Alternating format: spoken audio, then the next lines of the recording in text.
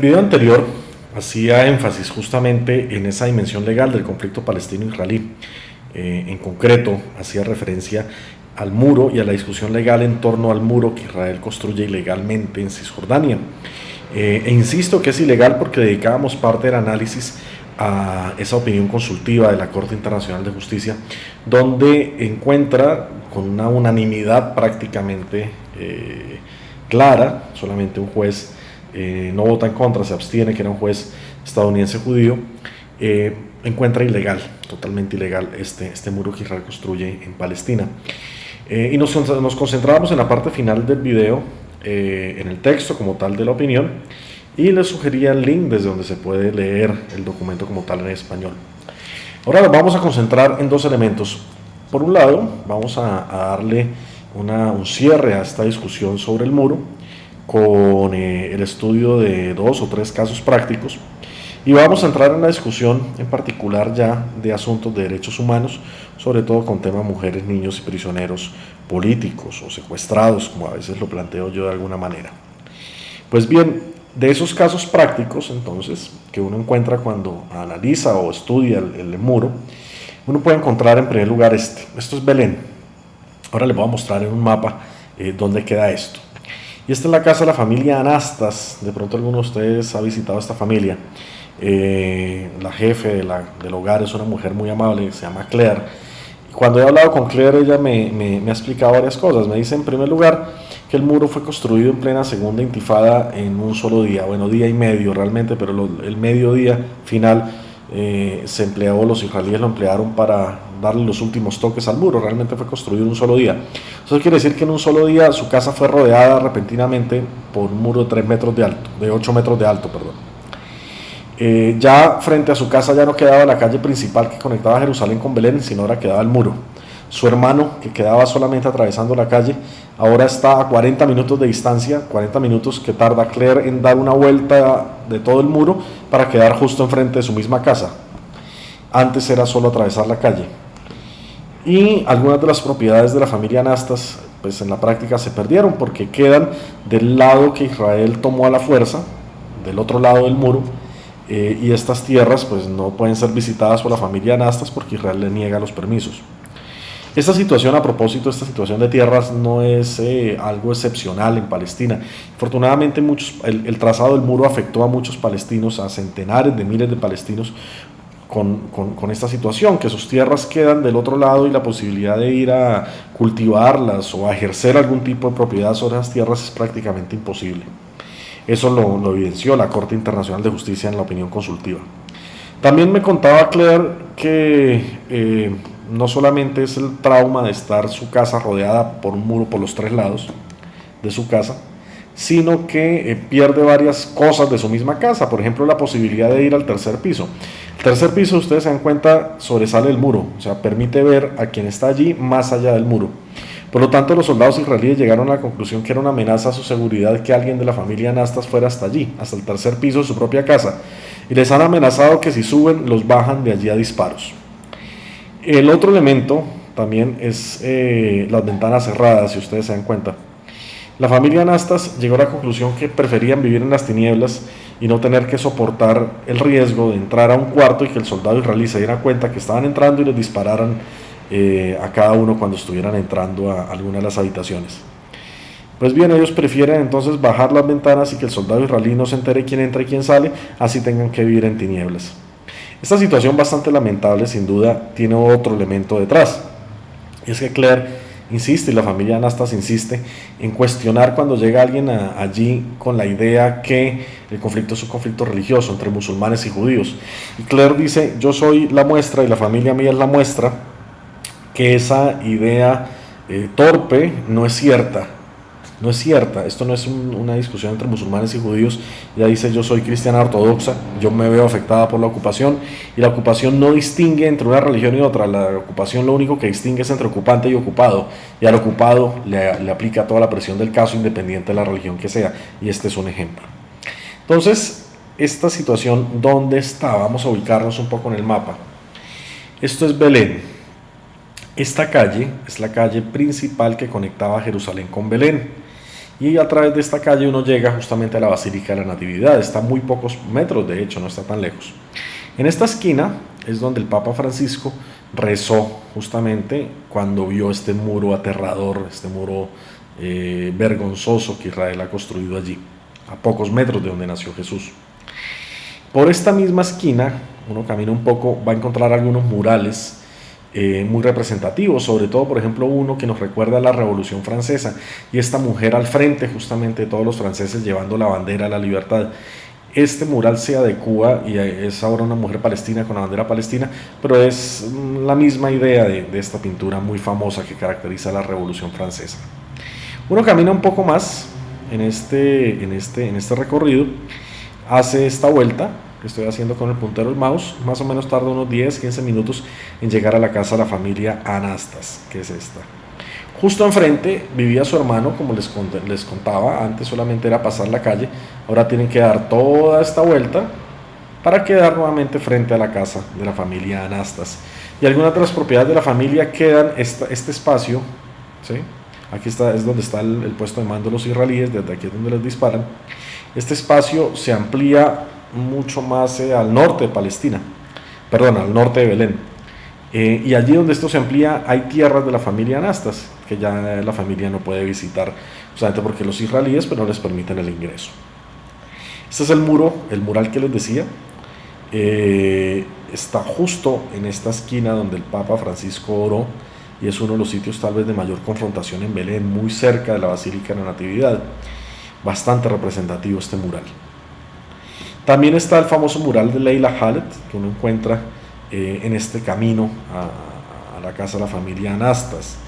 El muro en este tramo logra tener no solamente 8 metros de alto, esto es la zona más baja, llega a tener incluso 14 metros, 12 metros en algunas de estos tramos. Esto antes era, como les decía, la calle principal entre Jerusalén y Belén, ahora es un muro, y perfectamente esta foto pudiera ser la foto de una cárcel.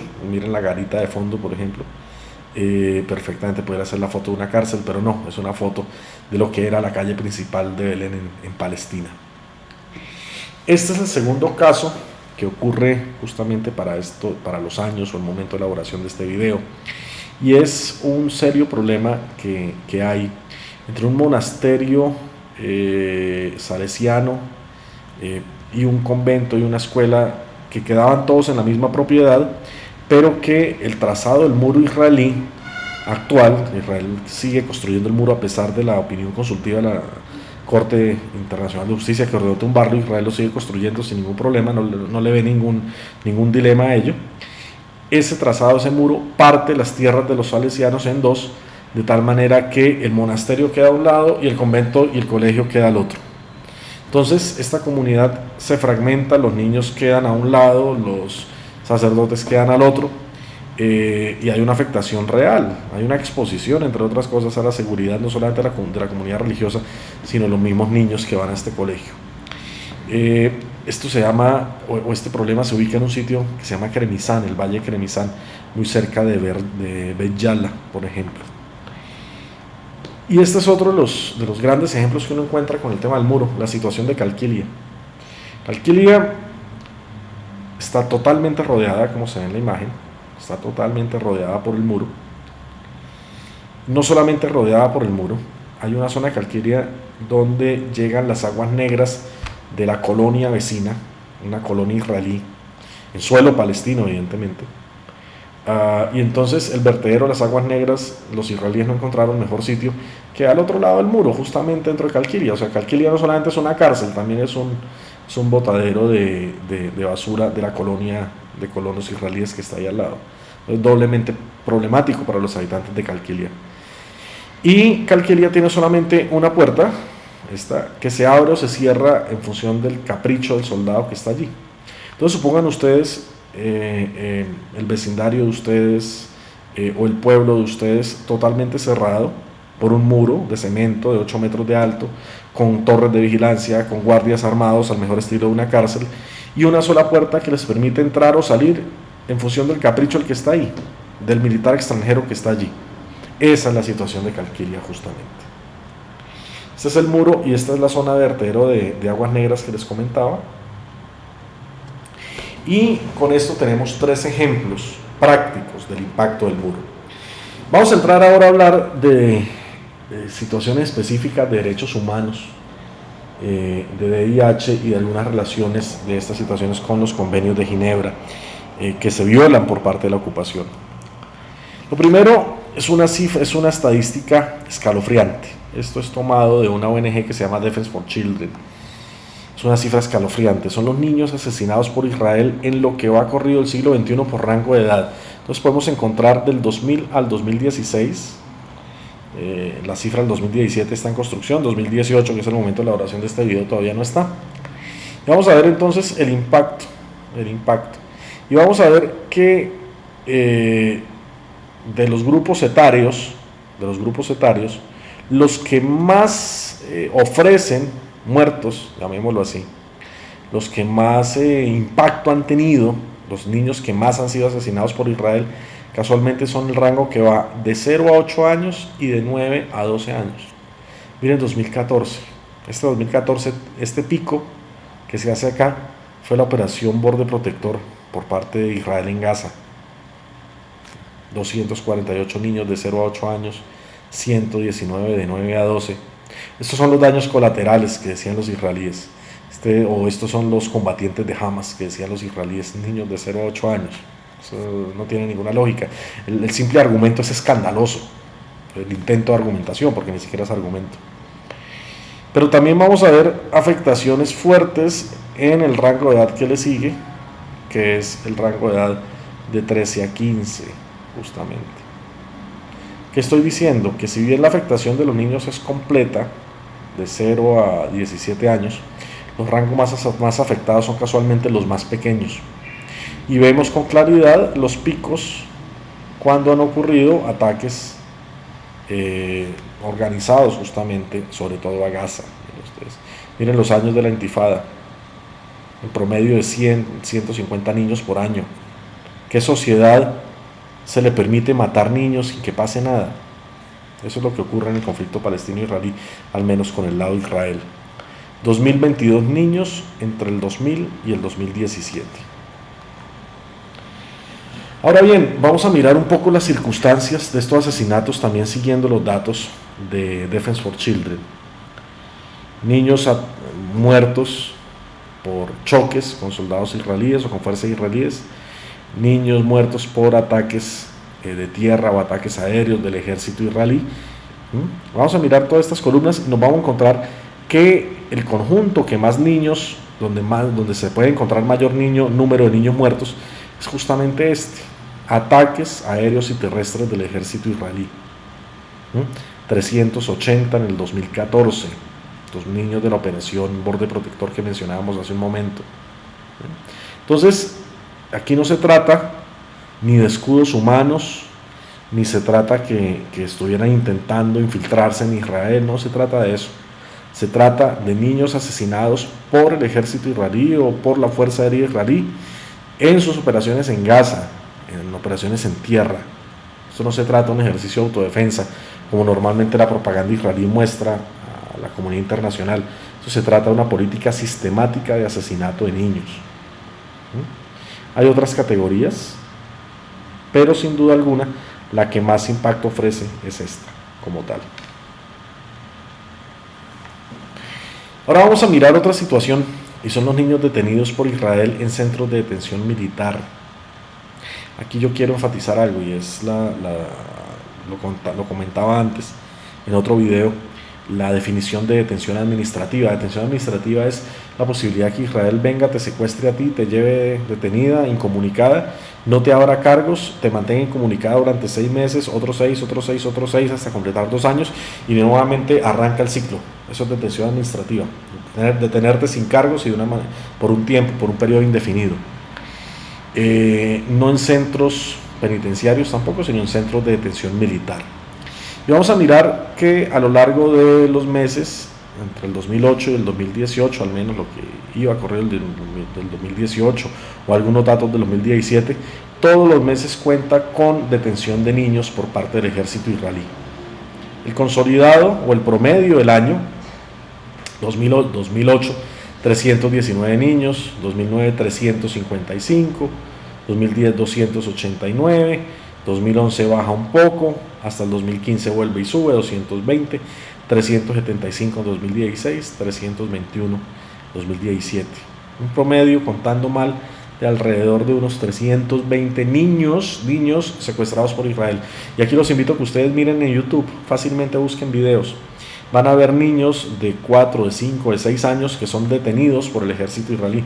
Esos son los que componen esta estadística justamente. Ahora bien, los de detención administrativa que les mencionaba hace un momento, entre el 2018 y el 2016, permanentemente niños bajo detención administrativa.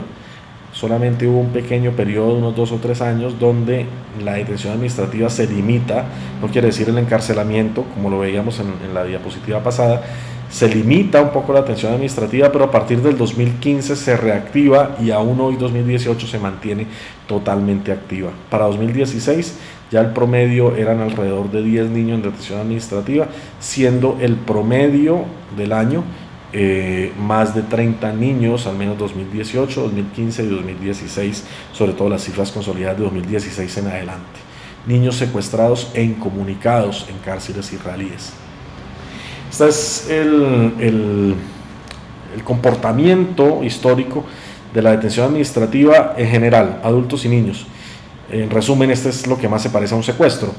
Y vamos a ver entonces los picos que ocurrían justamente en el tiempo de la segunda intifada, pero no quiere decir que cuando termine la intifada las detenciones administrativas se borran. Se mantienen en un promedio de 200, 220 al año, haciendo pequeños picos, sobre todo en el 2011, y vuelven y se disparan las detenciones administrativas a partir de las operaciones israelíes en Gaza 2014, llegando a un promedio en general, adultos y niños, hombres, mujeres y niños, de alrededor de 470, 500 casos al año de personas secuestradas en cárceles israelíes sin derecho a un abogado y sin derecho a un juicio porque no tienen cargos, son detenidos porque sí, y se pueden prolongar por ciclos de 6 meses y en conjunto de 2 años.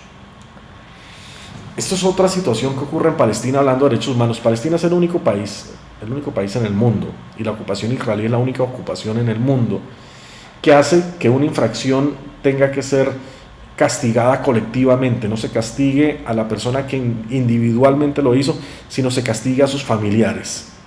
Esta es una tabla de 2017 que nos muestra demoliciones de casas por castigo. ¿Esto qué quiere decir? Israel captura a un palestino acusado de varias cosas, puede ser terrorismo, puede ser afectación a alguno de los ámbitos de la seguridad israelí. Y los israelíes asumen que el castigo no debe ser aplicado solamente para esta persona, sino que van y buscan su casa o la casa de sus papás y la echan por el suelo. ¿En qué país del sistema internacional, en qué país decente, los castigos, asumamos del derecho penal, implican a la familia? ¿En qué país van y le tumban la casa a los familiares de una persona encarcelada o procesada por alguna situación? Ocurre justamente en Israel, y este es el caso, o estas son las cifras que nos ofrecen esta estadística de 2017.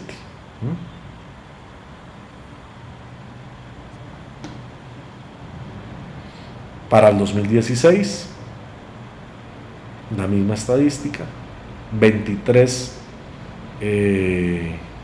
propiedades en general, 2 que fueron inhabitables, personas sin hogar 118, menores sin hogar 47. En el 2017, la que veíamos antes, 36 personas sin hogar, 19 menores de edad, entre ellos sin hogar. Esto es 2018 hasta abril. Este dato del 2018 hasta abril. Este es el consolidado. Entre otras cosas, esta demolición no es por castigo, esta demolición es por construir, entre comillas, sin permiso. En total, del 2016 al 2018, al menos hasta el 30 de abril de 2018, 1.333 casas palestinas echadas por tierra por el ocupante. De allí casi 6.000 personas sin hogar por culpa del ocupante y 3.000 menores sin hogar por culpa del ocupante. Aquí yo recuerdo un caso de un sitio que se llama Bet Nuba. Cuando lo visité, en una situación muy particular porque los israelíes se habían adueñado del casco municipal y habían enviado en total hacinamiento a 40 familias a que habitaran en la periferia del pueblo, solamente en 11 casas que permitieron que quedaran en pie. Imaginen ustedes 40 familias palestinas en 11 casas de una villa que antes era enteramente palestina. Los dueños de estas 11 casas tenían además una restricción, y era que no podían hacerle mejoras. Los israelíes le prohibían al dueño hacerle mejoras a su propia casa con tal de facilitarle la vida a alguna de estas familias que él había recibido. Y yo hablé con varios dueños de estas casas y ellos me decían lo más humillante es que los colonos israelíes vienen y los israelíes sí les dan permiso de construir en nuestras propias tierras, mientras que a mí en mi propia casa no se me permite ni siquiera construir un muro o un cuarto adicional para un matrimonio, una familia nueva que se esté creando dentro de estas 40 familias que están aquí hacinadas. Ni siquiera en mi propia casa con mis propios materiales. Los israelíes vienen y me la tumban.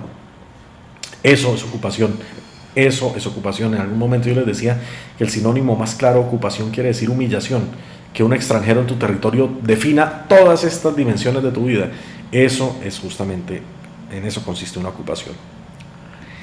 Con el tema del agua hay otra preocupación fundamental. Aquí quiero referirme a un texto muy interesante que escribió un gran colega argentino, que con toda seguridad ustedes conocen, que se llama Gustavo Rojana, sobre el tema del agua, el agua que Israel se roba de Palestina. El agua que Israel se roba de Palestina. Resumiendo esta gráfica, voy a recurrir a la gruesa estadística. El 85% del agua que está en yacimientos subterráneos en Cisjordania se la roba Israel. El 80% se la roba Israel de Palestina. De ese 80% o ese 85%, dependiendo de algunos autores, tan solo entre el 20 o el 15% de los israelíes se la revenden a Palestina. Se la revenden. Israel se roba entre el 80 y el 85% del agua de los pozos de agua subterráneas que están en Cisjordania, que están en Palestina, y el 15 o el 20% se lo revende a los palestinos. De tal manera que el consumo per cápita de litros evidentemente es disparado a favor de las colonias, evidentemente es disparado a favor de los colonos, mientras que los palestinos tienen un acceso precario al agua, a su propia agua, a su misma agua. No es agua de Israel, no está debajo de Israel, no son los ríos israelíes, son fuentes de agua, son pozos subterráneos en Cisjordania. Es robo de la misma agua de los palestinos por parte de Israel. Aquí quiero enfatizar en algo también. Israel se promueve en el mundo con su gran tecnología hídrica, y ellos plantean que el desierto lo volvieron un oasis, y en parte es cierto. Lo que no explican es que el agua para volver ese desierto un oasis en buena medida fue robada de los palestinos. Eso sí no se explica por parte de los israelíes. Ahora bien, todas estas situaciones permitieron que en la actualidad en la Corte Penal Internacional existan cuando menos 3 investigaciones en contra de Israel. Una por el asunto de los colonos en Cisjordania, en Jerusalén Este, que como lo veíamos en el video pasado constituyen un crimen de guerra a la luz de los convenios de Ginebra. 2, las operaciones para arrasar Gaza, de plomo fundido, borde protector y pilar defensivo. Y 3, la más reciente, los ataques indiscriminados que hizo Israel en la Franja de Gaza para tratar de sofocar las manifestaciones pacíficas, sobre todo la manifestación del retorno, la marcha del retorno, que ocurrió en el primer semestre del 2018. Esos 3 casos son llevados a la Corte Penal Internacional, quien se encargará en su momento de profundizar las investigaciones del caso y encontrar los culpables. Con esto hemos hecho entonces un recorrido por el muro, las implicaciones del muro, la dimensión legal del muro, las discusiones en la Corte Internacional de Justicia del muro. Hemos visto casos prácticos del muro y hemos visto situaciones relativas a derechos humanos, como niños prisioneros, niños asesinados por Israel, en general la situación de la detención administrativa, no solamente para niños sino para adultos, y el robo del agua por parte de las colonias. Con esto hacemos entonces el cierre del módulo de Derecho y nos adentramos en el módulo de Sociología de la Comunicación, particularmente para estudiar las estrategias de comunicación israelíes, de manipulación y de propaganda, en concreto una que se llama Hasbara. Muchas gracias, ya nos vemos en los siguientes videos.